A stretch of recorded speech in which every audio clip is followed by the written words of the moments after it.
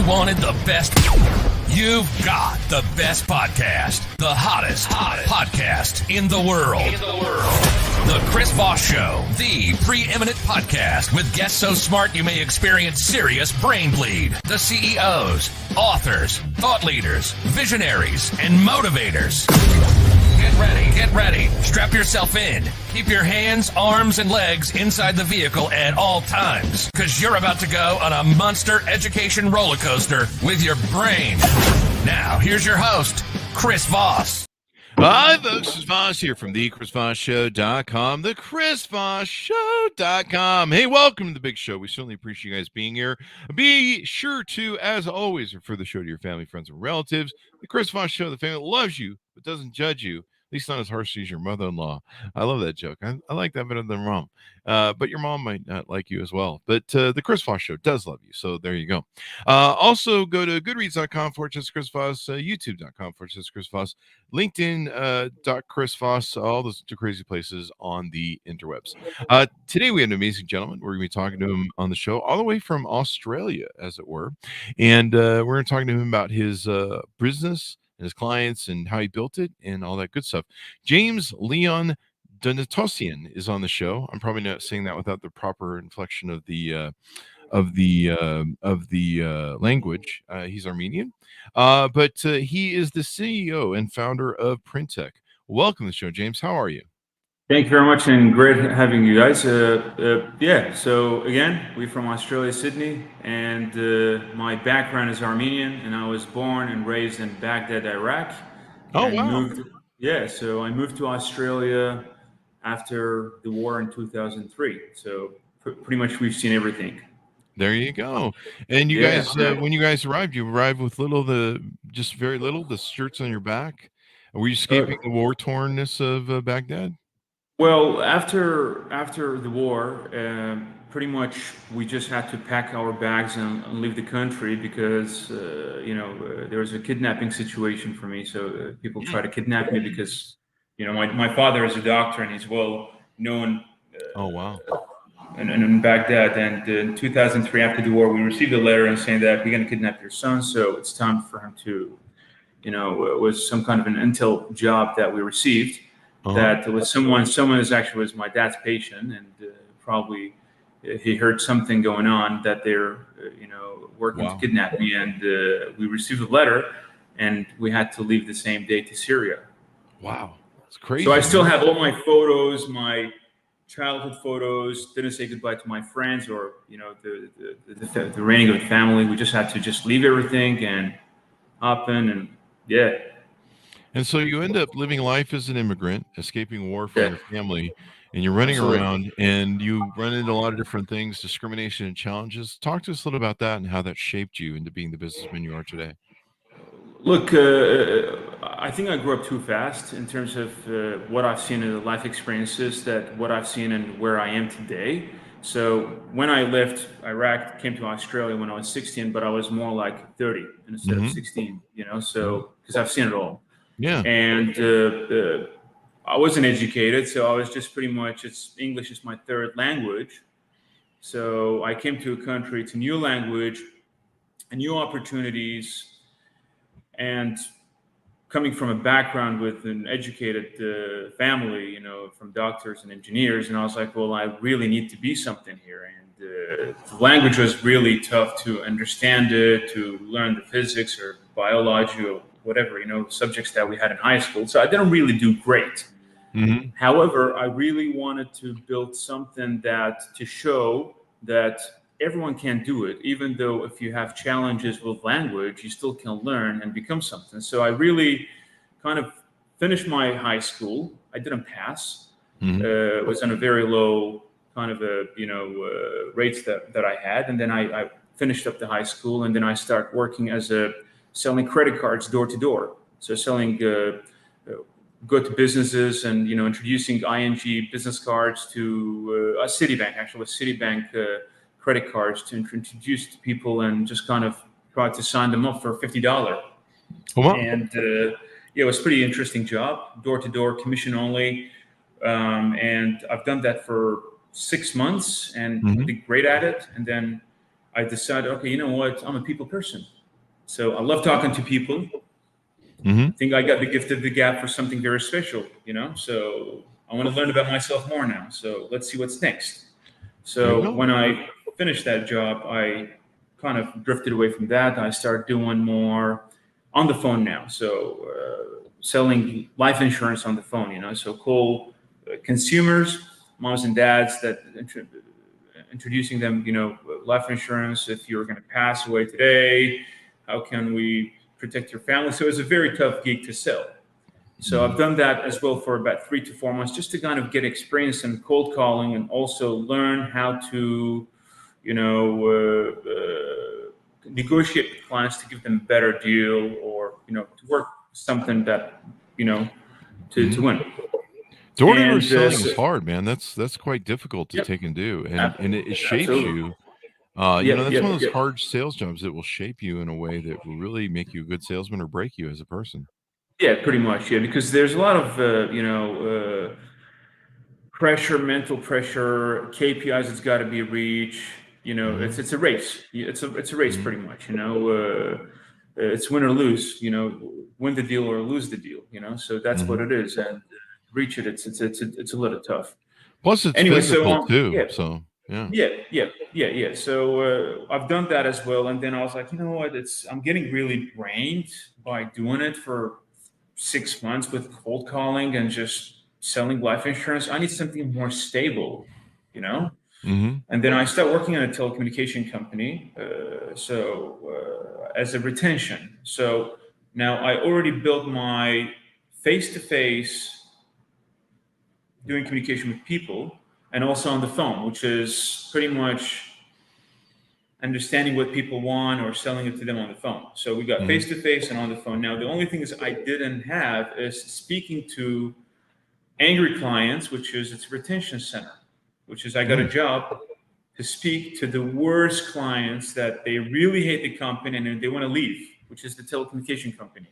So like everyone who got a massive bill, or he had an issue with the network that's not being resolved and they really want to cancel their services, they call us. And I'm basically the person who needs to calm them down and find a solution and retain them and keep them. So there you go. Yeah. That's So with Virgin Mobile actually it was. Oh wow. So it was one of the greatest jobs that I had. I loved it. Why? Is because I was so good at negotiating with clients about the terms they're in, the problems they have, and solve it. So I was pretty much the highest guy who retained clients for the company. Oh wow. And I stayed there. I was 21 or 22. I left the company because they sold it to Singtel, to Optus. Virgin Mobile merged, and then I got a job as a technical support officer, speak to offshore support team, and just to help them and fix things up. And I was like, well, I need to talk to people and get the deals done here. I'm not here to fix things up as a technical guy. I'm not a tech guy, although I sell technical stuff today, but it was really great. So then I was just really bored in the office, just sitting down, and it was like rotated shift. It was like Christmas. One of my shifts, it was like from 3 p.m. until like 12 a.m. it was, and it was on a New Year's Eve. So I still remember I was on New Year's in the office, and I was like, well, what's now? What am I going to be doing? Like, I'm 21 years old. I'm stuck here earning $50,000 salary. Next, I just got this really hunger in me. I really want to do something about it. And then I was like, let me just find jobs. So I was just start applying online, and just random places. I just want a job. I just want something better than I am in. I want to earn more money, pretty much. And I came across a company that they sell photocopiers and printers. And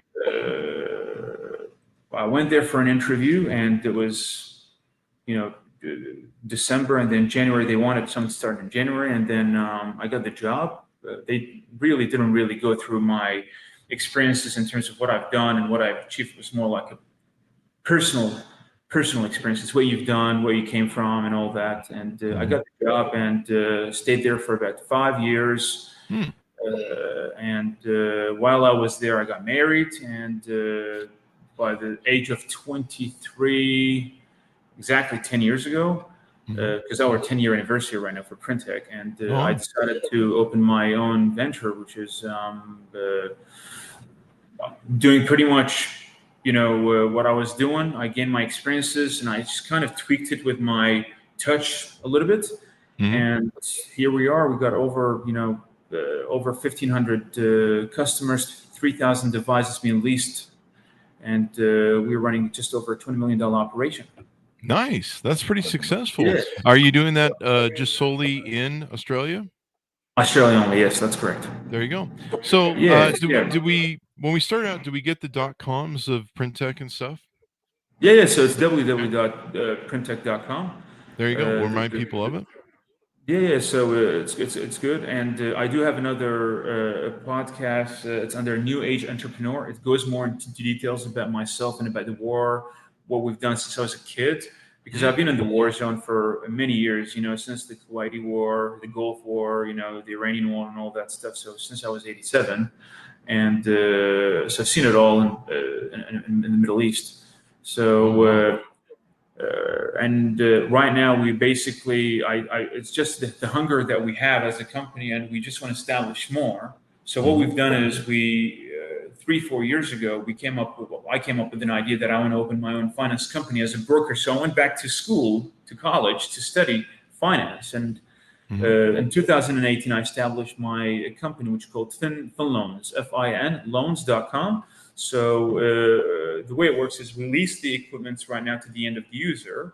And I was using a third-party finance companies to finance my products, and they're making brokerage on it, which is up to 7%. And I decided, hold on a second, that's another way of making income. How come I haven't thought about it? So I decided, instead of using a third-party finance company, I can bring it in-house. So I'm a big believer in doing everything in-house, from the finance side of it, from deliveries, from support, maintenance, the whole thing. I like to do it in-house, which is in-house means Printech.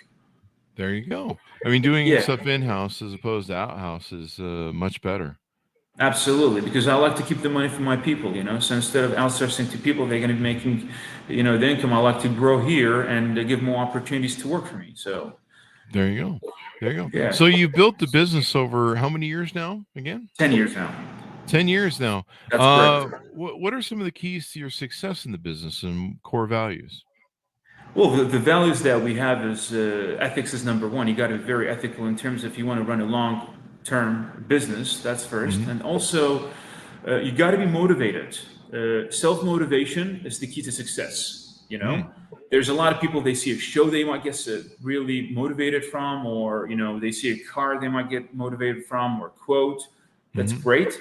But that's just for a certain time, and then automatically your mind goes back to, you zone out from it, and then you just won't be motivated anymore. But if you're self-motivated, you got to educate and train yourself on a daily basis how you can be positive, and if you have a goal or a vision, how to reach it.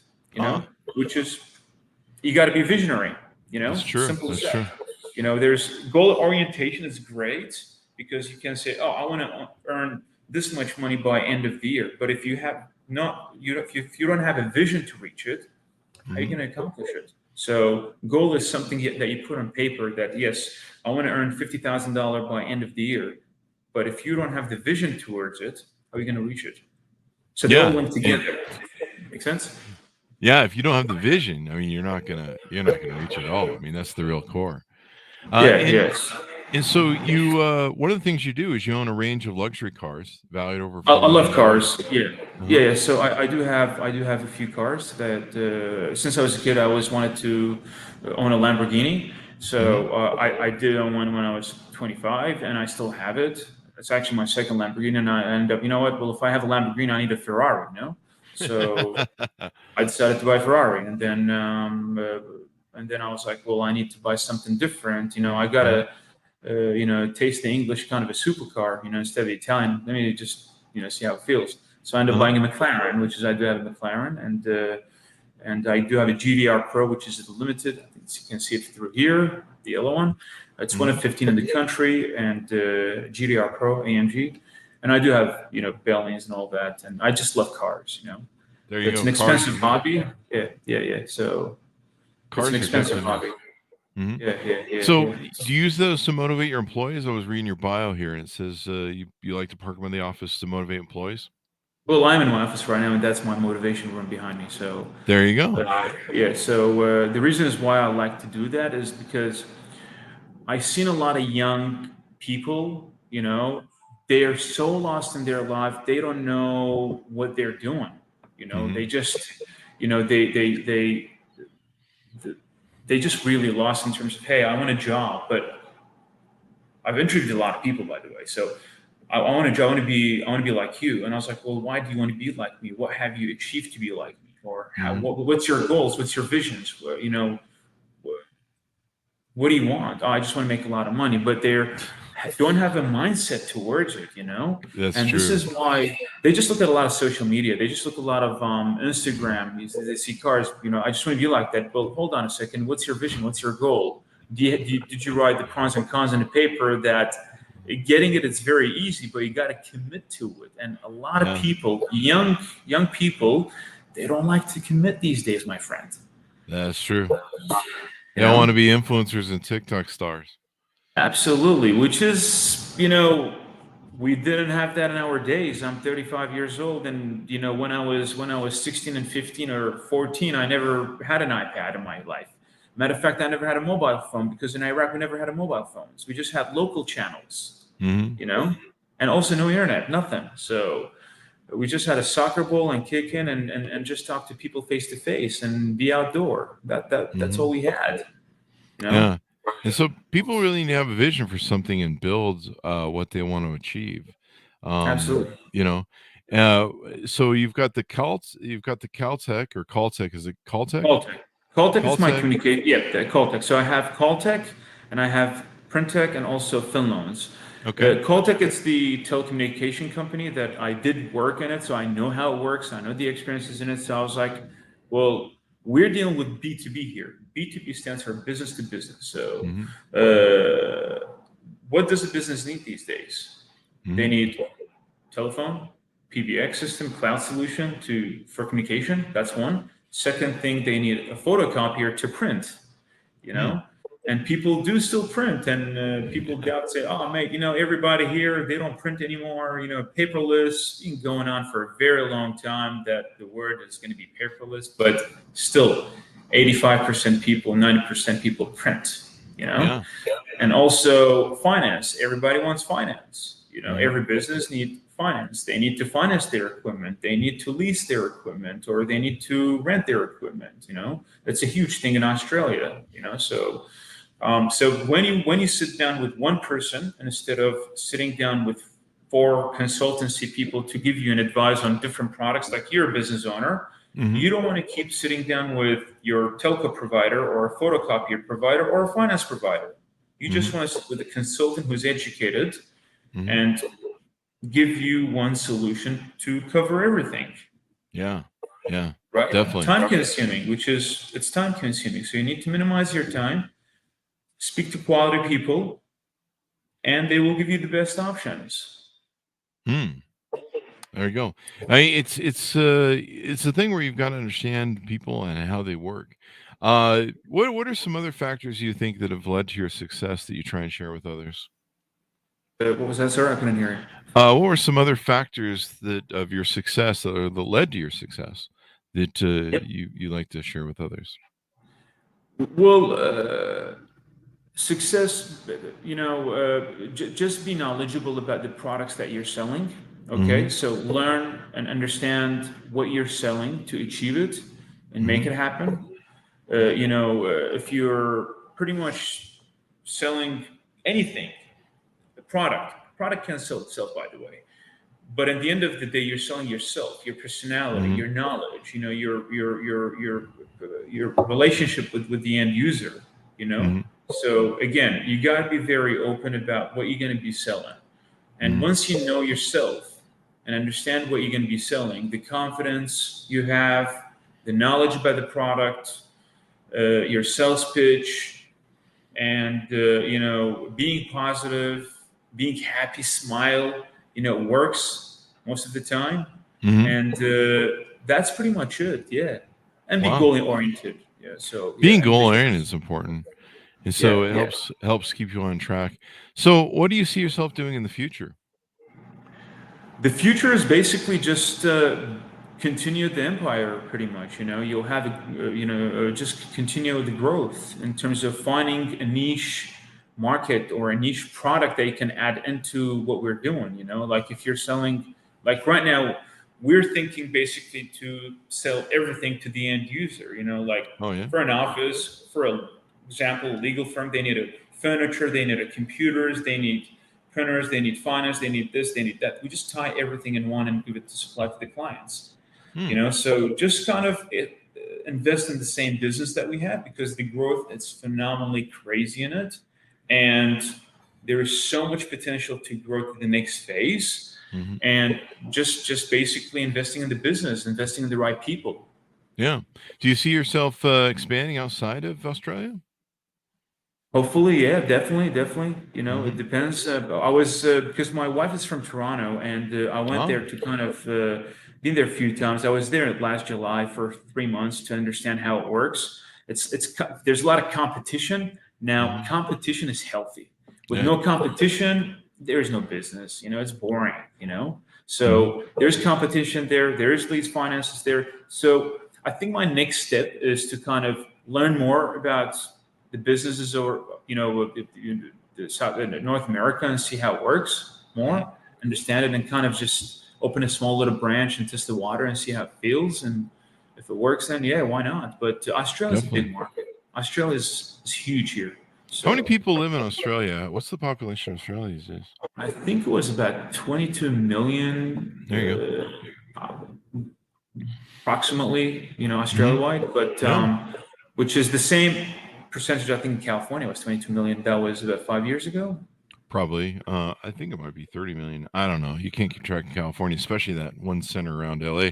I think Canada is about 38 million to 45 million. Yeah. So I think the population in Australia more, but don't quote me on it.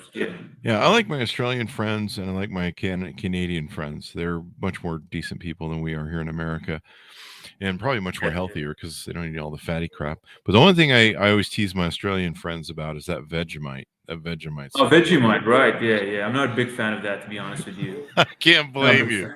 Yeah. I think you have to grow up on it in Australia. As a baby, they have to start feeding you that stuff. But I always tease my Australian friends. They usually mix it up with like chicken or something. They bake it with chicken, I heard. Really? So, yeah. So they use that as a sauce, but they need to read the history of what that stuff really is. Stick to hot wings, my friend. It's much better. Yeah, stick to hot wings. That's the way to go. That's definitely the way to go.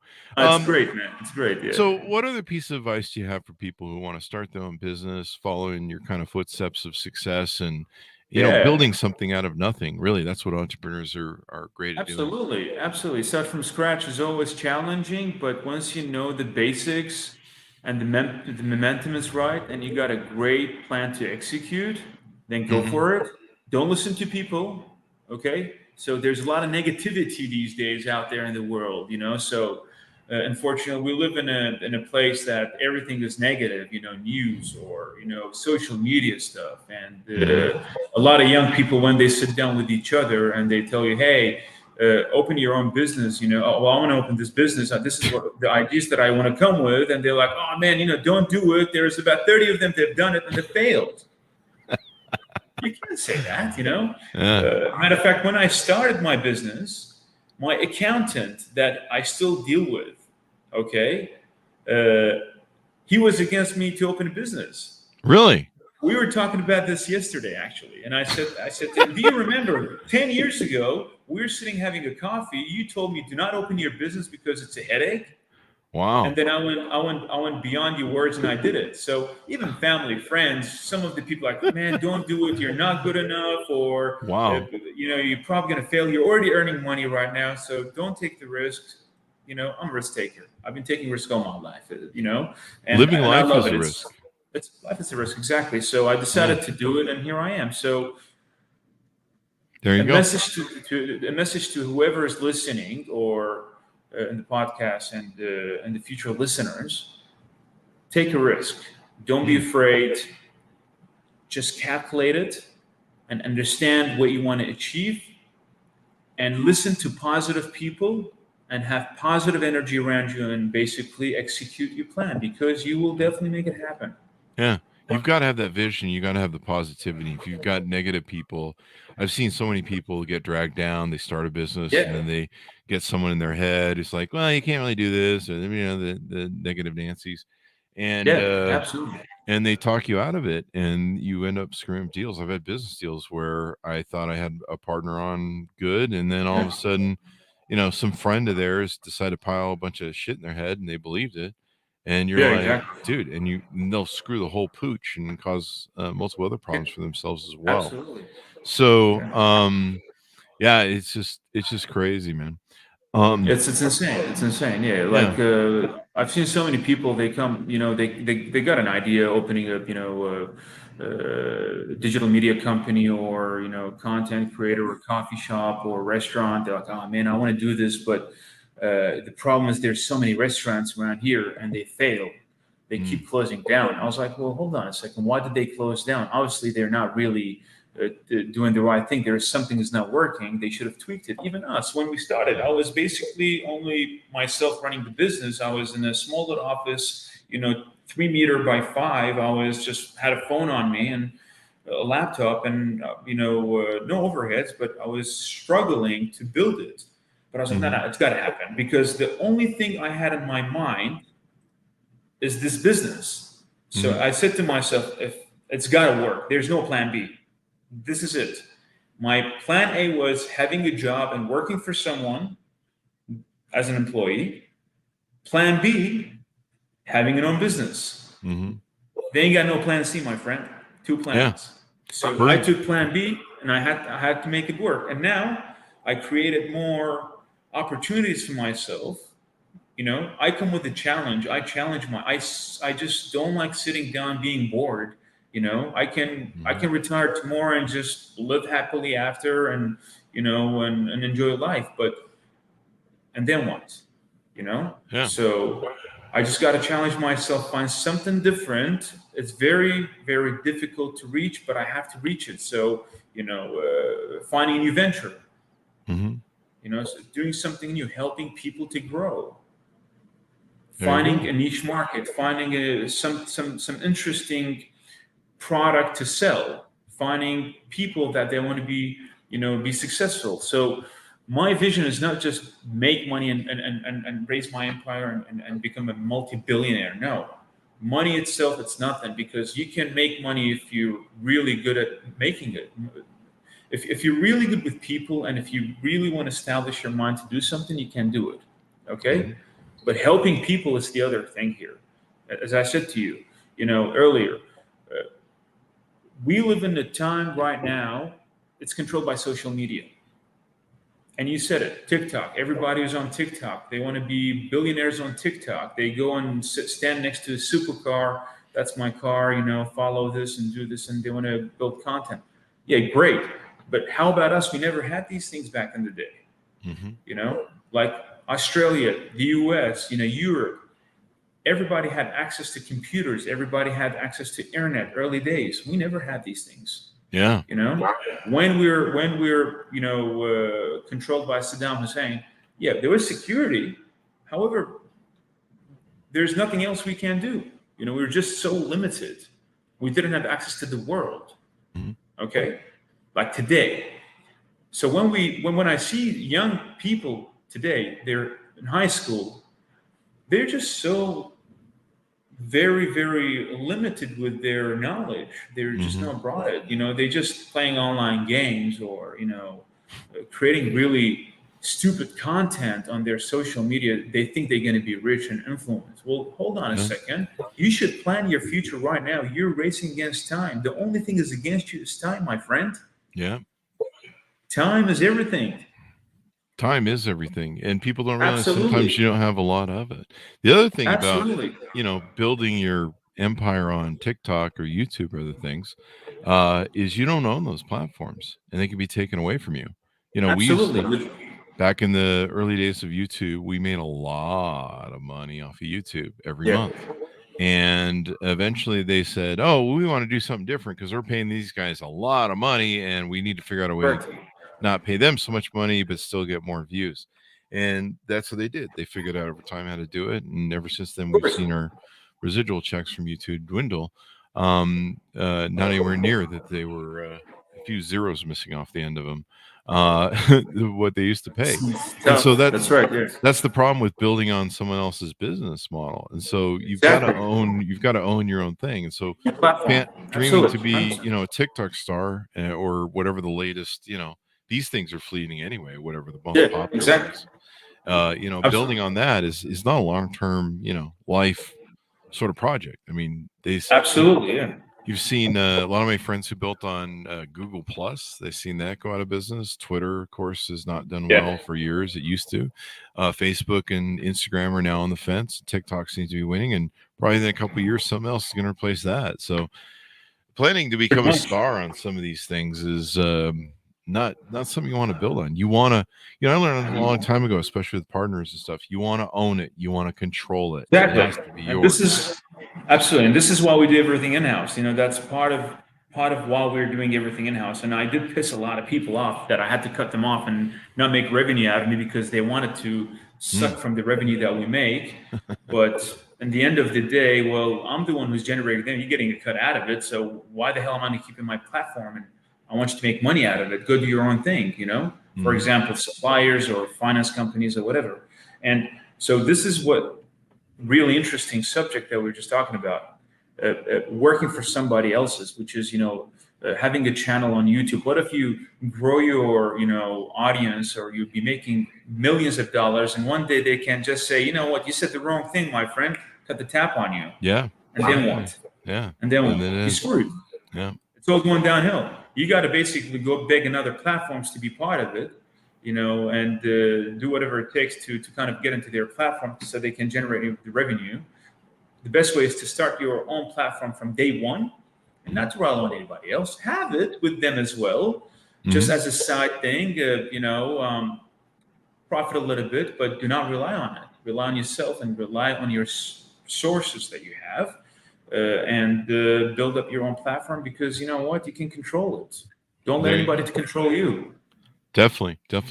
Well, James, as we go out, anything more you want to tease out about Printech, what you guys are doing over there? Yeah, look, Printech is a photocopier company, as I mentioned to you before. So we're a leasing company. We lease office equipment, photocopiers, telco stuff, finance. And if anybody wants to see me on my social media, it's james.donatosian. You guys can share it and people can see the successes, the future, and the news of us on my personal Instagram page. And that's pretty much it. There you go. Well, it's been wonderful, insightful, James, to have you on the show. It's been Thank you very much for having me. And hopefully we inspire a new generation of people to become entrepreneurs. Absolutely. Thanks for everything. Appreciate it. Thank you.